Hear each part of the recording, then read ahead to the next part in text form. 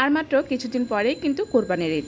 আর কোরবানির ঈদের মহিলাদের জন্য বিশেষ প্যারা থাকে এই বট বা ভুঁড়ি পরিষ্কার করার ঝামেলা। যদিও আমরা কিন্তু চাইলে খুব সহজ কিছু পদ্ধতি অবলম্বন করে এই বটটা পরিষ্কার করে নিতে পারি, তবে সেটা হয়তো সবাই জানেন না। আর তাই আমি আজকে হাজির হয়েছি এই ভুঁড়ি বা বট পরিষ্কার করার সবচেয়ে সহজ একটি টিপস নিয়ে। এই বট বা ভুঁড়ি আমার এমনিতেই ভীষণ পছন্দ। আর এখানে অলমোস্ট 5 কেজি বট ছিল, আমি ধুয়ে পরিষ্কার করে নিয়েছি। এখানে এক পাতিল ফুটন্ত গরম পানি আমি আগে বসিয়ে রেখেছিলাম, সে পানিতে পরিষ্কার করে রাখা বটগুলো আমি ডুবিয়ে দিয়ে 2 থেকে 3 মিনিট রেখেছি। রাখার পরে এগুলোকে আমি পানি ঝরিয়ে উঠিয়ে নিয়েই কিন্তু পরিষ্কার করতে লেগে গিয়েছিলাম।